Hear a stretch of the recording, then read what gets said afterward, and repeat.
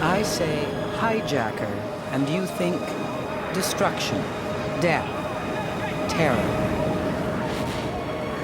But before the events of 9/11, before the new normal, there was just normal. December 26th, 1971, the day after Christmas. Air Canada Flight 932 from Thunder Bay to Toronto.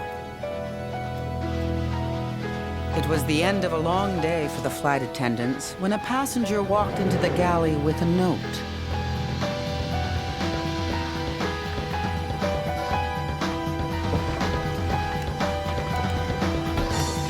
We're taking over the plane. We're going to Cuba. A note, a gun, a coded message to the tower. So begins the first hijacking in Canadian airspace. A case left for dead until coincidence links it to the infamous tragedy of September 11, 2001.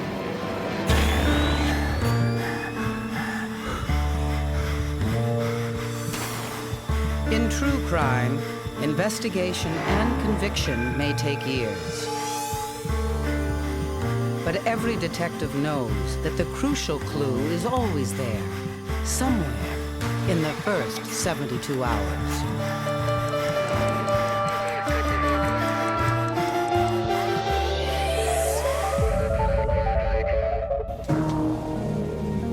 In Toronto, a hijacked plane is stranded on the tarmac. Its passengers disembark, oblivious to the danger. But the crew is trapped on board. Below the plane, police attempt to defuse the situation. Barry King and his partner Dan Banting were two rookie cops back then. King remembers that night. One of the officials there from Transport Canada gave me a microphone and a set of earplugs, and he said, "Here, you can communicate with the pilot." Underneath the aircraft, looking up, and the pilot's got a small window that he's right beside, and I tell him not to worry. You know, we've got some people right here, right around us. And then he said, "I think I should tell you that he's listening to this right now." Like other cops, neither have had any specific hijack training. Except, don't let the plane leave the ground. Tell them to refuel the plane. You want to stick with the queue? And the next thing I see is this man lean up over the first officer, and I see the gun in his hand.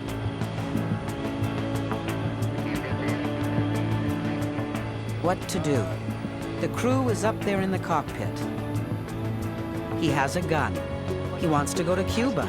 The plane needs fuel to get there. The two young cops make the decision to let the plane refuel and leave for Cuba. Dan Banting recalls. A 28-year-old constable and a 24-year-old constable made these decisions. There was just no input from anyone. We were two men adrift on a tarmac. Today, in this day and age, it would be almost ministerial. Yeah. How these decisions would be arrived at. Back then, it was shoe leather and being a cop. You just made your decisions and you had to live with them.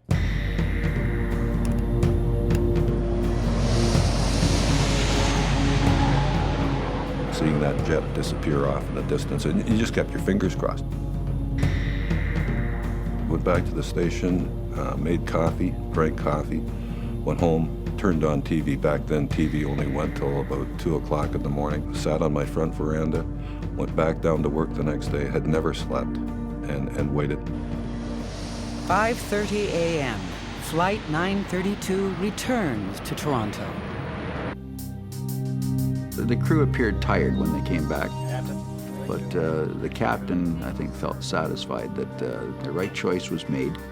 Had something gone wrong, you and I wouldn't be sitting here now chatting, that's for sure. You wouldn't want to talk to us either, No, probably. you probably wouldn't want to talk to us. A stewardess says she served the hijacker a soft drink, then set it aside for fingerprints. She was great. I don't remember her name now, but I certainly remember how we all felt. You know, you want to give her a big hug and say, "Geez, that was terrific." The stewardess gives the officers one other key piece of information, the hijacker's name, Patrick Critton. Within the first 72 hours, Banting and King have two valuable clues. It would have been a good start for most crimes. But when a warrant for his arrest goes out, Patrick Critton had effectively disappeared into the sugarcane fields of Cuba.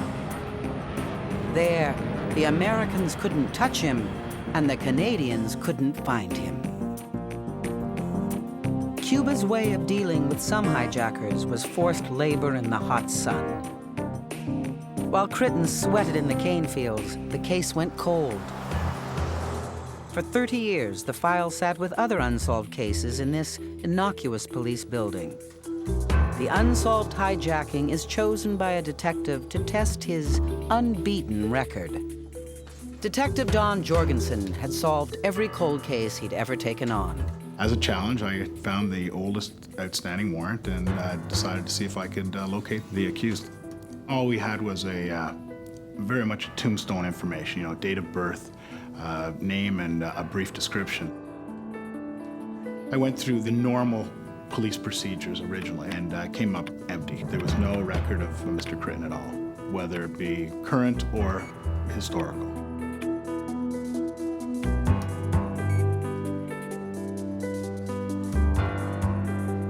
Usually when you enter something into Google or any search engine, you get usually an overwhelming number of returns.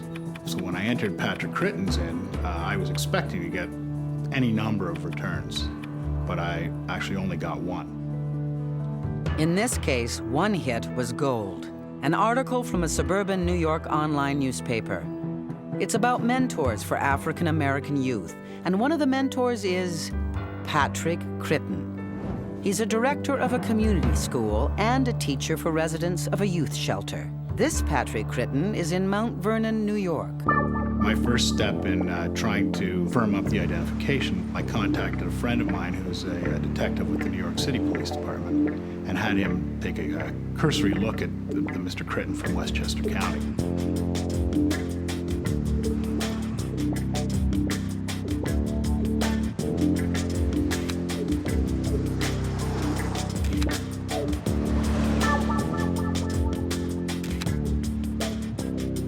This Patrick Critton fits the description of the hijacker as he might be today.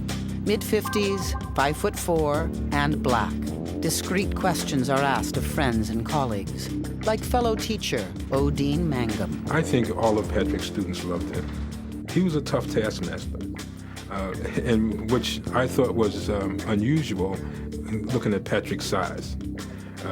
Physically, he's a small man, but he commanded a lot of respect. I think of Patrick as a very passionate man. A man with a passion to serve his community. Could this really be the same man? The man who hijacked Air Canada Flight 932 to Cuba at gunpoint?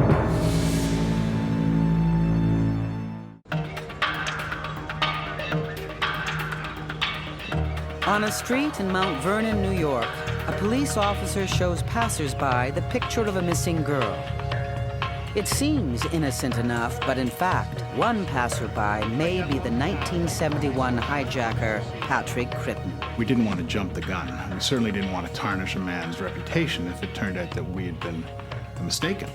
I made contact with my counterpart in New York City. He and I came up with a plan in which he would obtain fingerprints from Patrick Critton. Critton had given his fingerprints to the school board when he became a teacher. Now, police need a fingerprint to absolutely confirm his identity and tie him to the hijacking. Jorgensen gives the laminate to fingerprint expert Gordon Bell. The fingerprints that we had on file from 1994 when he filled out the application to be a teacher recorded all 10 fingerprints, so we had the left and the right thumb on the same card. The left thumbprint just obtained matches the print on Patrick Critton's teacher identification card. The right thumbprint taken in 1971 from the can of pop also matches. Fingerprint definitively identified him as being the person that was on that aircraft. The teacher, the friendly neighborhood tutor, is also a fugitive. I think Mr. Critton was probably looking over his shoulder every day of his life. But I'm sure in the back of his mind, he knew that things that he had done some 30 years ago were still on record somewhere. And he may eventually have to pay the price for them. Patrick Critton's first words are, "What took you so long?" He may not be surprised when he is arrested, but everyone else is. Especially his friend and supervisor, Odin Mangum. My reaction to his arrest was disbelief. I couldn't believe it. Although Patrick is a strong person, strong personality, I couldn't believe that he was violent in any way. Everything that he did with a zest, a zeal. Violence never entered into anything that he did in the 6 years he was with this agency. For Patrick Critton, arrest also means release. The secrets of his extraordinary life spill out to Detective Jorgensen, non-stop for 7 hours. I was nearly spellbound. Mr. Critton is a history teacher by trade, and he lived through very tumultuous times in modern history. Critton left his childhood of poverty in Harlem to be one of the first black university students in New York City. Mr. Critton described his evolution from a student activist, being involved in the student government of Hunter College in New York City. In Harlem, new voices of black liberation, like Malcolm X, are aimed at young men like Critton. Eventually, as he became more politicized, as he put it, he became involved in the Black Panther Party in the United States, which was certainly an above-ground, upfront organization. But Martin Luther King's assassination changes everything. How can working within the system make sense when that system targets men of peace? And eventually, he became involved in the Black Liberation Army, which would have been an underground organization that was involved in what were described as terrorist acts, from bank robberies to bombings in the late 60s and early 70s. A group called the Republic of New Africa had a goal. It wanted a separate black country within the borders of the United States, a goal to be reached by any means necessary. And Patrick Critton was ready to help secure the funds. July 1971. Critton put his life as a married man with a child and his career as a teacher on the line. He and 4 other people decided to rob a bank in New York City. He was lookouted on the sidewalk out front of the bank and fled the scene before police arrived. He would have been tipped off by the sirens. The bank robbery was unsuccessful. 1 person was killed, 1 was wounded, and the others were captured. Now Critton was in deeper than he ever anticipated. He was on the run. Jorgensen has tracked down more than a hijacker. He's captured a fugitive from an armed robbery.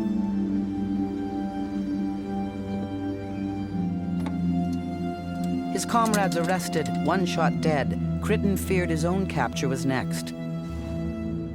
He told his wife she should forget him, start a new life.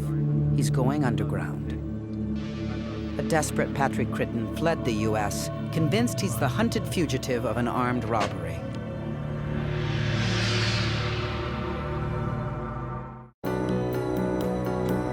Christmas 1971. From one mess to another. Patrick Critton flees to Canada, but a snowstorm traps him in a Thunder Bay motel room.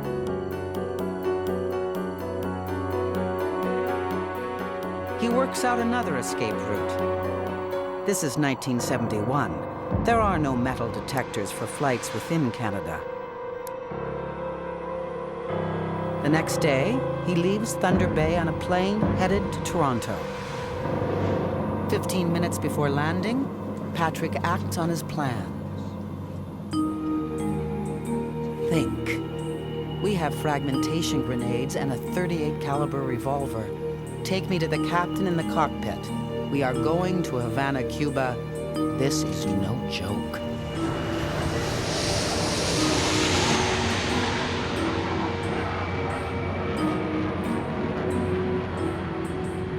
Once Mr. Critton walked off the plane on Boxing Day, we had never heard from him. There was no information as to where he went. 30 years later, Critton is arrested and makes the front page of the New York papers. But he's only in the very early morning editions. It's September 11th, 2001. Another hijacking becomes front page news in New York and around the world. It was both bizarre and pretty eerie that here I was down in New York City and having just been involved in the arrest of a hijacker. It was very ironic. As the detective escorts his prisoner back to Toronto for trial, both men wonder how the events of 9/11 will impact the course of justice.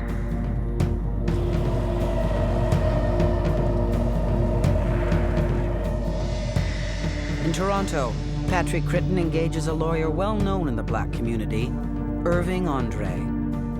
I was very concerned about Patrick getting a fair trial, while it was in the very aftermath of September the 11th. At trial, the prosecution asks for a heavy sentence, citing both the violent nature of the hijacking and Critton's criminal behavior as a bank robber. We had to confront that in some fashion, the Crown would seek to advise the judge that Patrick Critton had been involved in those acts. Robbery, in which there were casualties. There was no way we could have avoided that.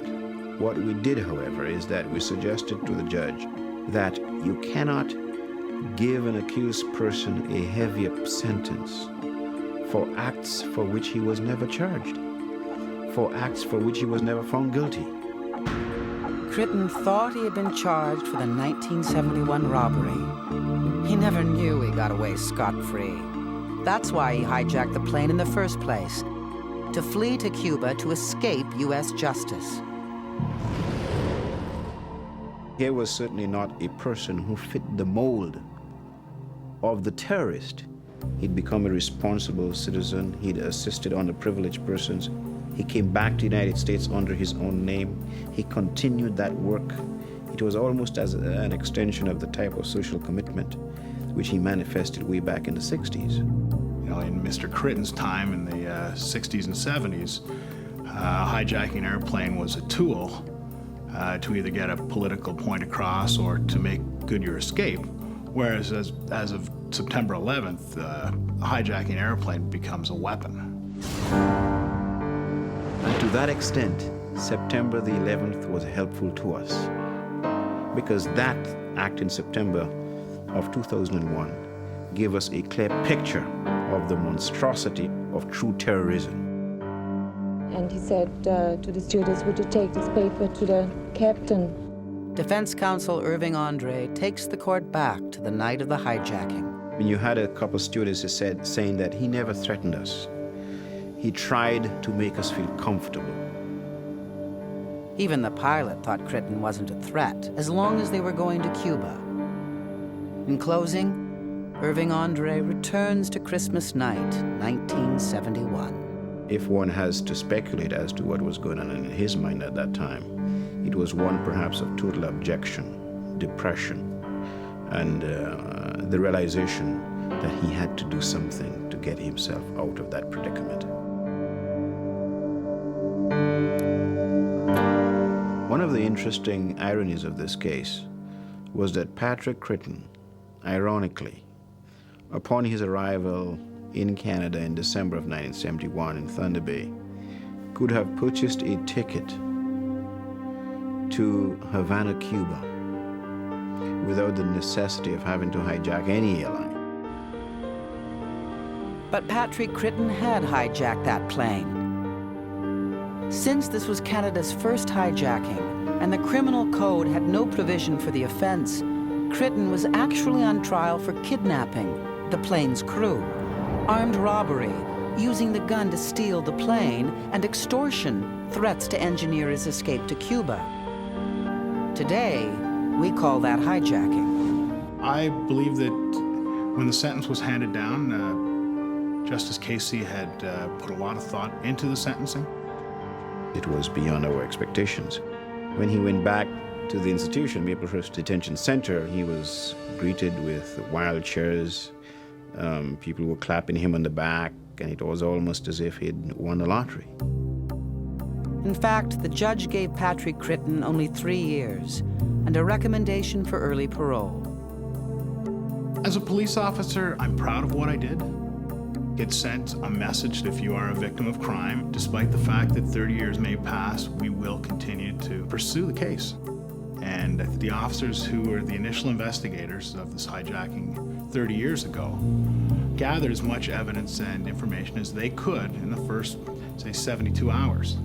It was the information gathered then that eventually allowed me to capture Patrick Critton 30 years later. Patrick Critton spent a total of 1 year and 10 months in jail in Canada. He was released in June 2003. I think that Patrick was, he was ready for the system. He was ready to be judged. He was ready to pay the price. If he walked through this door, unfortunately, I could not hire him, not in the same capacity, because in the school system you cannot have anyone with a felony conviction working with children. Patrick Critton is out of jail, but for a man whose passion is teaching, his sentence may never be over.